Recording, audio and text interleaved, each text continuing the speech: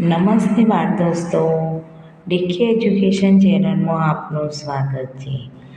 આજે આપણે ધોરણ 5ને સ્વાધ્યાય પોથીના ભાગ 2માં પાઠ 8 મચ્છર રોગો અને સારવારનું સોલ્યુશન જોઈશું. તે પહેલાં જો બાળ દોસ્તો તમે આ ચેનલ પર નવા હોય તો ચેનલને લાઈક, શેર અને સબસ્ક્રાઈબ કરવાનું ભૂલતા નહીં. તો ચાલો આપણે સોલ્યુશન જોઈએ. તો પ્રશ્ન 1, નીચેના પ્રશ્નોના જવાબ લખો. એમાં પહેલો પ્રશ્ન છે, તમે લોહીની તપાસ કરાવી છે? ક્યારે? તો હા, મેં લોહીની તપાસ કરાવી છે. તો ક્યારે કરાવી છે? કે જ્યારે મને તાવ આવ્યો હતો ત્યારે. બીજો પ્રશ્ન, મેલેરિયા રોગ કયા મચ્છર કરડવાથી થાય છે? તો એનો જવાબ છે કે મેલેરિયા રોગ એનોફિલિસ મચ્છર કરડવાથી થાય છે. હવે ત્રીજો પ્રશ્ન, સૂક્ષ્મદર્શક યંત્રનો શું ઉપયોગ થાય છે? તો સૂક્ષ્મદર્શક યંત્ર એ લોહીની તપાસ કરવા માટે ઉપયોગી છે. ચોથો પ્રશ્ન, હિનાને મચ્છર કરડ્યો છે તો તેને કયા કયા રોગ થઈ શકે છે? તો મચ્છરથી ફેલાતા રોગો, તો તેને મેલેરિયા, ડેન્ગ્યુ, ચિકનગુનિયા વગેરે જેવા રોગો થઈ શકે છે. પાંચમો પ્રશ્ન, નમનના ભોજન પર માખીઓ બણબણે છે. તેનાથી તેને શું નુકસાન થઈ શકે છે? તો જવાબ, ભોજન દૂષિત થશે અને તે ભોજન જો મનન ખાશે તો તેને બીમાર પડાશે. હવે પ્રશ્ન 2, નીચેના દાક્તરી રોગ નિદાન રિપોર્ટનો અભ્યાસ કરી પ્રશ્નોના જવાબ આપો. તો અહીંયા દાક્તરી રોગ રિપોર્ટ આપેલો છે. આરોગ્ય વિભાગ, ગુજરાત સરકાર. નામ છે મહેશ. એની ઉંમર છે 14 વર્ષ. સ્ત્રી કે પુરુષ? તો પુરુષ, મેલ. રોગની ઓળખ પાંડુ રોગ. સામાન્ય સ્થિતિ છે 10 ગ્રામ છે, જે 13.5 થી 18 ગ્રામ હોવું જોઈએ. હવે બીજો જોઈએ, દાક્તરી રોગ નિદાન રિપોર્ટ. નામ રેશમા. ઉંમર 14 વર્ષ. ફિમેલ. પાંડુ રોગ. સામાન્ય સ્થિતિ એનું 13 ગ્રામ છે. 12.5 to 16 ગ્રામ હોવું જોઈએ હિમોગ્લોબિન. એનું 13 છે. હવે પહેલો પ્રશ્ન છે કે રેશમામાં હિમોગ્લોબિનનું પ્રમાણ કેટલું છે? તો રેશમામાં હિમોગ્લોબિનનું પ્રમાણ 13 ગ્રામ છે. હવે બીજો, આ દાક્તરી રોગ નિદાન રિપોર્ટ કયા રોગને લગતો છે? તો આપણને અહીંયા રોગ આપેલો છે કે પાંડુ રોગને લગતો છે. ત્રીજો પ્રશ્ન, મહેશ અને રેશમાના રિપોર્ટમાં હિમોગ્લોબિન કોનું સામાન્ય સ્થિતિમાં છે? તો રેશમાનું, જે 12.5 થી 16 હોવું જોઈએ, એનું 13 છે, એટલે રેશમા. લોહ તત્વની ખામી દૂર કરવા કયો ખોરાક લેવો જોઈએ? આ થાળીમાં લખો. તો લીલા શાકભાજી, બીટ, દહીં, ગોળ, ખજૂર વગેરે જેવા ખોરાકો લેવા જોઈએ. હવે પ્રશ્ન 3, ખરા ખોટા જણાવો. પહેલો, આપતા 2 બજારનો ખુલ્લો ખોરાક ખાવો જોઈએ. તો આવશે ખોટું. આપણે ખુલ્લો ખોરાક ખાવો જોઈએ નહીં. ખુલ્લો ખોરાક ખાવાથી બીમાર પડાય. બીજો, મેલેરિયા રોગ એડિસ મચ્છર કરડવાથી થાય છે.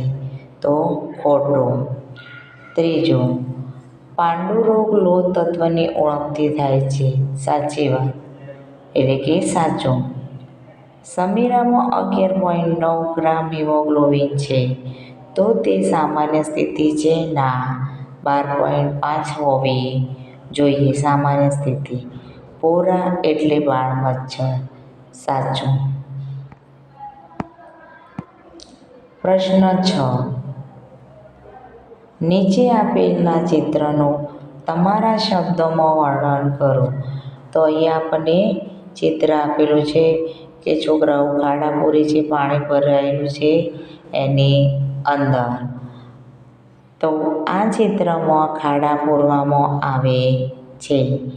પાણીનો માટલો ઢોકીને રાખવામાં આવ્યો છે. કચરાનો નિકાલ કરાય છે. એટલે કે કચરાનો નિકાલ કચરાપેટીમાં કરાય છે. હવે પ્રશ્ન 7. આપણી આસપાસના વિસ્તારમાં મચ્છરનો ફેલાવો ન થાય એ માટે શું કરવું જોઈએ? તો દવાનો છંટકાવ કરવો, ગંદુ પાણી ન ભરાય તેનો ખ્યાલ રાખવો જોઈએ. અથવા તો ગંદુ પાણી જ્યાં ભરાયેલું હોય તે ખાડા ખાલી કરી દેવા જોઈએ અથવા એમાં દવાનો છંટકાવ કરાવવો જોઈએ. પ્રશ્ન 8. મહેશ અને સુરેશ ચાલતા ચાલતા જતા હતા. અચાનક સુરેશે કહ્યું કે આ વિસ્તારમાં રોગચાળો સતત રહેતો હશે. તેણે આવું શાના આધારે કહ્યું હશે? તો ઠેર ઠેર ગંદકીના ઢગલા જોયા હશે, કચરો ગમે ત્યાં પડેલો જોયો હશે, મચ્છરો બણબણતા હશે, પાણીના ખાડા ભરાયેલા હશે. આ બધું એને જોયું હશે એટલા માટે એને કહ્યું હશે. પ્રશ્ન 9.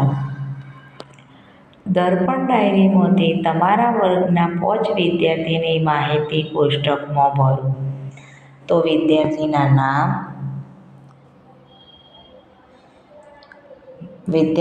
નામ,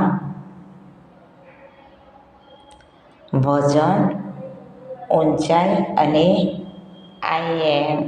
IMI. તો મહેશની ઊંચાઈ અહીંયા આપેલી છે 30.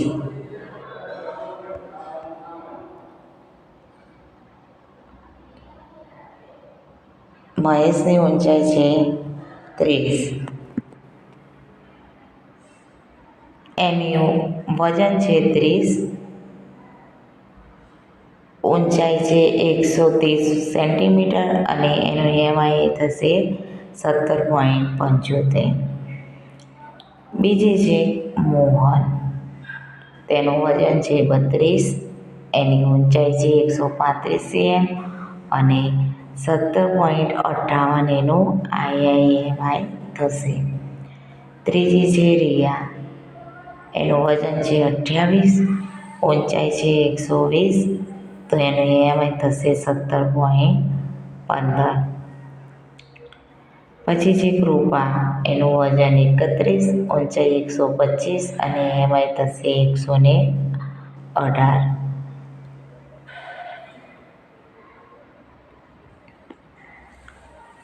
પાંચમું છે રાકેશ.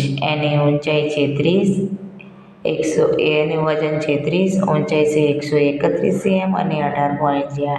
બાળ દોસ્તો, અહીંયા તમે તમારા વર્ગના વિદ્યાર્થીઓને તમારા દોસ્તોનું લખી શકો છો વજન અને ઊંચાઈ, અને એના આધારે EMI કાઢી શકો છો. હવે પ્રશ્ન 10. મુકેશને મુસાફરી દરમિયાન ભૂખ લાગી હતી. તેને નાસ્તો કરવાની ઈચ્છા થઈ. આગળ જતાં એક જગ્યાએ તેનો પ્રિય નાસ્તો મળતો હતો, પરંતુ તે સ્થળે નાસ્તો કરવાનું મુકેશને યોગ્ય ન લાગ્યું. ભૂખ લાગી હોવા છતાં મુકેશને તે સ્થળે નાસ્તો કરવાનું યોગ્ય કેમ નહીં લાગ્યું હોય? તમારા વિચારો જણાવો. તો નાસ્તાની દુકાને સ્વચ્છતા જળવાઈ નહીં હોય, નાસ્તો ખુલ્લો રાખવામાં આવ્યો હશે, એના ઉપર માખીઓ વળવળતી હશે, એના કારણે. બાળ દોસ્તો, જો તમે આ ચેનલમાં નવા હોય તો આ વિડીયોને સબસ્ક્રાઈબ કરજો અને તમારા બીજા દોસ્તો સાથે શેર કરશો, જેથી કરીને મારા હવે પછીના સ્વાધ્યાય પોથીના સોલ્યુશનના વિડીયો તમે જોઈ શકો છો. નમસ્તે.